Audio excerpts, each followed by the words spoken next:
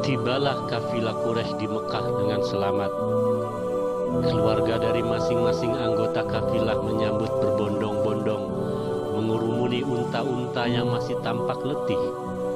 Mereka bergembira ria menyambut kedatangan keluarganya masing-masing.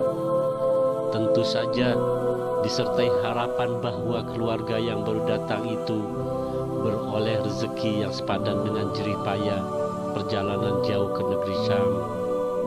Itulah mereka. Tetapi baginda Rasul Sallallahu Alaihi Wasallam, siapakah yang menyambut kedatangannya? Beliau langsung menuju ke rumah Sayyidah Khadijah. Setelah beberapa kali bertawaf mengitari Ka'bah, saat itu Khadijah sedang berada di rumah. Dari sotoh atau lantai terbuka di atas rumahnya yang tinggi itu, ia dengan resah gelisah mengamati jalan yang dilewati kafilah. Maisarah yang datang lebih dulu duduk di sebelah Sayyidah Khadijah sambil menceritakan segala yang disaksikannya dalam bepergian ke Syam, khususnya mengenai perilaku baginda Rasul. Selama berniaga di negeri itu, begitu rupa cara Maisarah bercerita sehingga sangat menarik perhatian majikannya, Sayyidah Khadijah. Ketika tampak baginda Rasul menuju ke rumahnya, Sayyidah Khadijah yang tak sabar menanti cepat turun untuk menyambut kedatangan beliau. Dengan ramah dan suara lembut, ia mengucapkan selamat datang seraya berdiri di depan pintu. Sejenak baginda Rasul Sallallahu Alaihi Wasallam mengangkat kepala dan dua mata saling beradu pandang. Baginda Rasul malu tersipu-sipu dan segera membuang pandangannya ke arah lain. Beliau mengangguk tanda pernyataan terima kasih atas kesempatan berniaga yang diberikan oleh Sayyidah Khadijah. Tanpa membuang waktu, beliau segera melaporkan hasil-hasil perniagaan yang diperoleh dari Syam sambil menyerahkan beberapa macam barang sebagai oleh-oleh.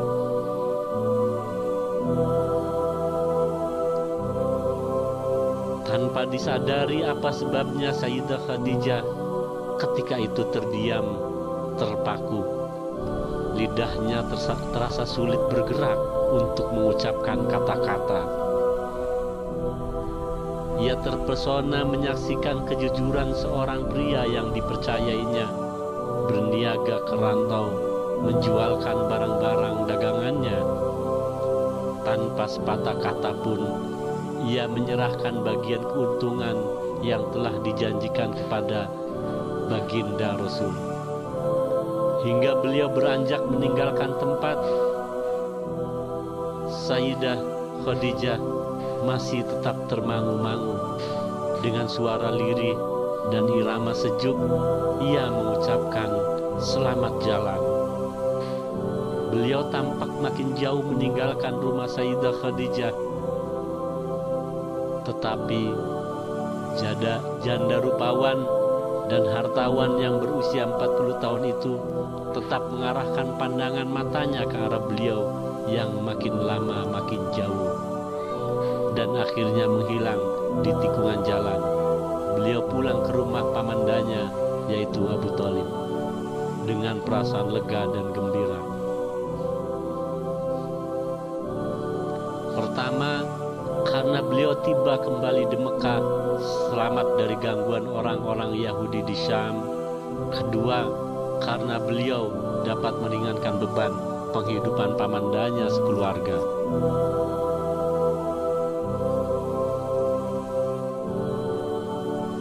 Perkawinan bahagia antara baginda Rasul dan Sayyidah Khadijah.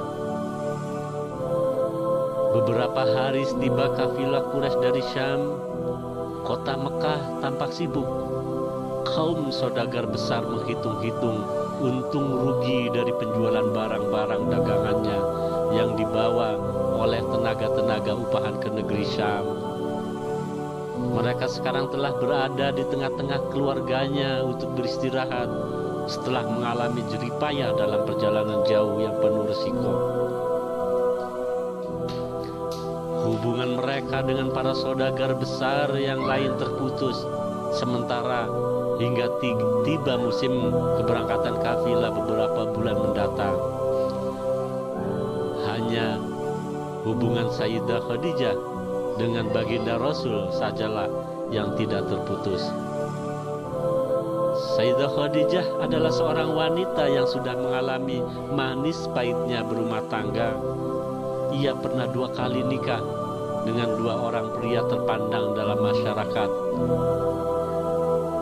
yaitu Atik bin Aid bin Abdullah al-Makhzumi dan Abu Halah Hindun bin Zarah at-Tamimi.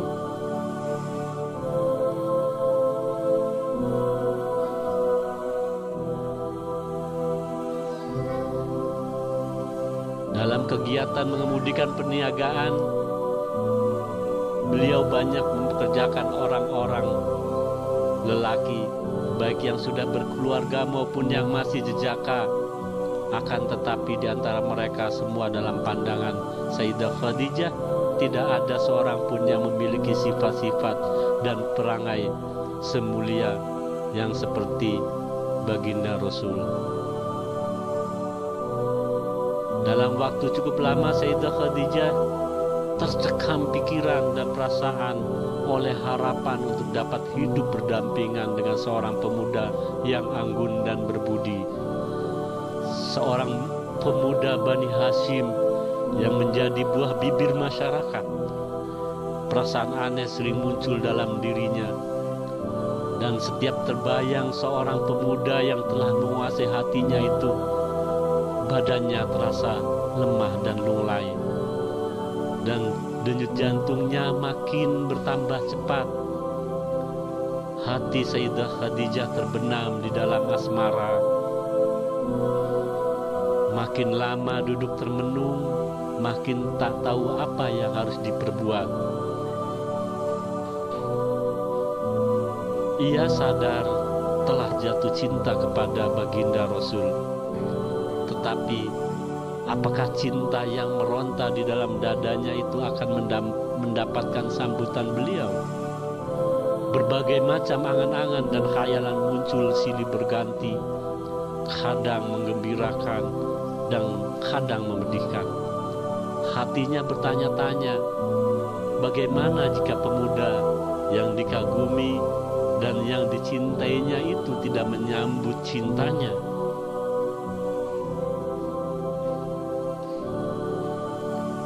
Jika cintanya mendapat sambutan baik, bagaimanakah pandangan masyarakat Arab terhadap dirinya?